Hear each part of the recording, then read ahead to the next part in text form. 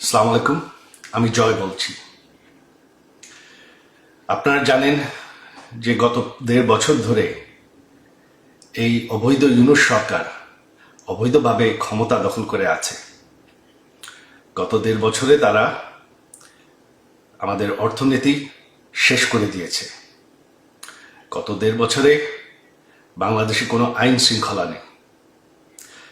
যত জঙ্গিদেরকে আমাদের আওয়ামী লীগ সরকার গ্রেফতার করেছিল তাদেরকে তারা জেল থেকে ছেড়ে দিয়েছে।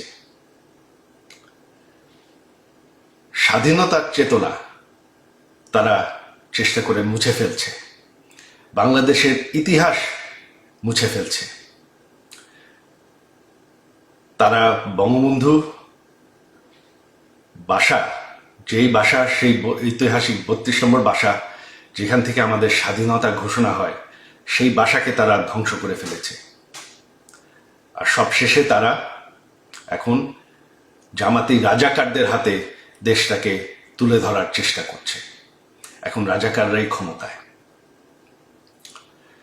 এখন তারা চেষ্টা করছে বঙ্গবন্ধুর কন্যা প্রধানমন্ত্রী শেখ হাসিনাকে বিরুদ্ধে অবৈধভাবে আইন বদলায়, মিথ্যা মামলায় গায়ের জোরে সাজা দিতে। তাতে কোনো লাভ হবে না। তবে আমাদের দেশের ভবিষ্যৎ এখন অনিশ্চিত। দেশটাকে রক্ষা করতে হবে। আপনারা যদি এই ভয়ঙ্কর পরিস্থিতি থেকে বের হয়ে আসতে চান, আপনারা যদি চান যে বাংলাদেশ আবার সেই উচ্চ অর্থনীতিতে পরিণত হতে থাকুক, আপনারা যদি চান যে বাংলাদেশে আইন শৃঙ্খলা থাকে, বাংলাদেশে জঙ্গিবাদ না থাকে, বাংলাদেশে রাজাকাররা যাতে ক্ষমতায় ফিরে না আসে, যাতে আমাদের স্বাধীনতার যুদ্ধ সেটা যাতে মুছে না ফেলা হয়, তাহলে আপনাদের এখন দাঁড়াতে হবে। আপনারা জানেন ১৩ তারিখ আগামী পরশুদিন আমরা ডেকেছি ঢাকা অবরোধ। ঢাকা অবরোধকে আপনাদের সফল করতে হবে। আমার অনুরোধ আপনাদের প্রতি যে আপনারা কেউ, এরা গায়ের জোরে চেষ্টা করছে, তবে আপনারা কেউ কাজে যাবেন না। ছাত্রছাত্রীরা স্কুল কলেজে ক্লাসে যাবেন না। দোকানপাট, বাস, রিক্সা সব বন্ধ রাখবেন। এরা গায়ের জোরে চেষ্টা করছে দমন করতে, তবে ভয় পাওয়ার কিছু নাই। আপনারা যদি বাসায় থাকেন, এরা আপনাদের কিচ্ছু করতে পারবে না। দেশটাকে বাঁচানোর জন্য এটাই এখন পথ। আপনারা যদি না চান যে রাজাকারদের হাতে দেশ চলে যাক, বাংলাদেশের ইতিহাস মুছে ফেলা হোক, বাংলাদেশ, যে বাংলাদেশ আমরা ভালোবাসি সেটা শেষ হয়ে যাক, তাহলে এখনই সময়।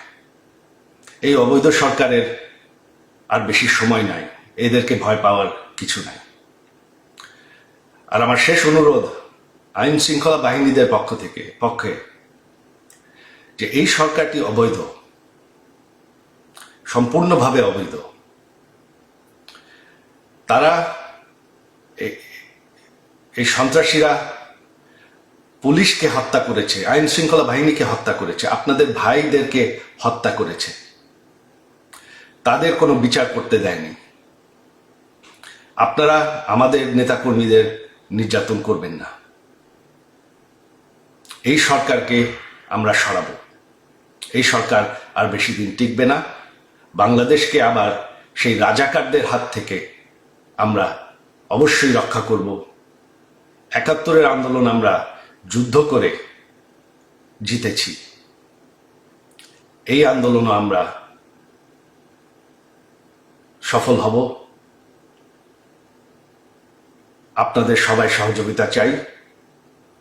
আমাদের এক হয়ে দাঁড়াতে হবে বাংলাদেশকে বাঁচানোর জন্য। জয় বাংলা।